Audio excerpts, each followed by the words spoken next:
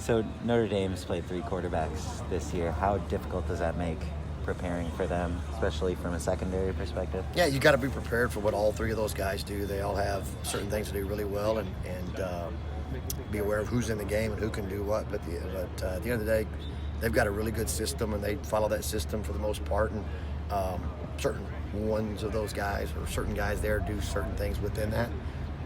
But they're all really good players, and if they weren't, they wouldn't be there. What were your takeaways from Thursday's developmental scrimmage? We got some young guys, some reps that deserve to get some reps.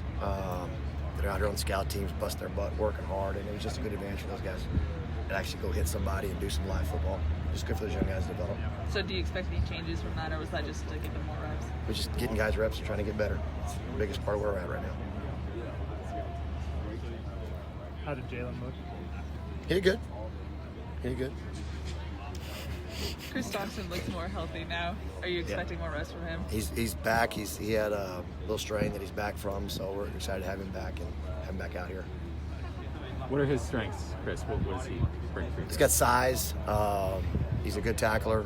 He's had experience, which helps. And then he can play multiple roles in what we do, where we need him, and where we can plug him in to be successful. He helps us in some different roles. It would have helped us a bunch the last 2 or 3 opponents if he'd been healthy. How would you evaluate how Isaiah Polonos played the last 2 or 3 weeks? Not to his standard, and he'd be the first one to say that. And he holds himself to a very high standard, and he's working his tail off. But he would say the same thing. It's not to the standard he expected to be, and excited to see him play on Saturday night and get that going in the right direction. How do you keep him mentally in the same place if he's struggling a little bit? I said this last week or the week before last. Every young man's different. How you coach them when they're doing well, how they coach them when they're doing poorly, how you coach them to keep them just not staying the same. So it's just kind of finding that hot button for each young man and where to find that. So it's individually who they are. It's just like a teacher teaches a class. I've got this young man that learns this way, she learns this way, he learns this way. You got to reach out to him each way you can. Is it typical halfway through the season to be focusing on fundamentals as much as you are right now?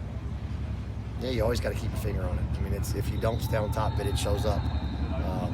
And it's the way we played poor fundamentally, it's shown up. So it's all part of it. It's a fine line between keeping guys healthy and keeping them ready to go, and then what do you do physically to get them there? You got to get them to fight, but you also got to get them ready to fight. There's a fine line in that. So it's not a matter of showing them they have put more effort in on the fundamental? No, it's just making sure that we execute them within the scheme of the defense. As I said, sometimes guys go outside the lines and do something that's putting them in a bad spot to where your fundamentals can't show because you're trying to do more than somebody else's job. Just do your job. Do your 111th. Do it really well.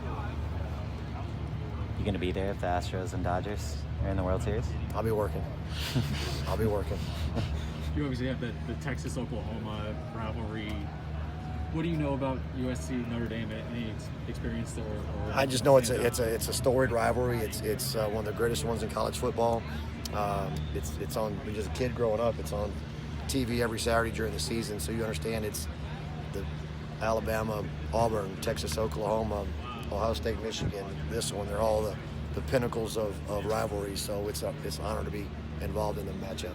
Have you coached in South Bend before? I have not. What are you expecting for Saturday? Cold. Just cold environment. I'm Catholic, but I've never been an Irish fan in my life.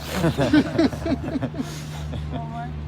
You won't be coaching against him specifically, but what do you have to say in evaluating Kyle Hamilton and what you see from him? I know who he is. I don't know much about him. I know his name. I know that and things like that because when Talanoa was at the level he was at last year,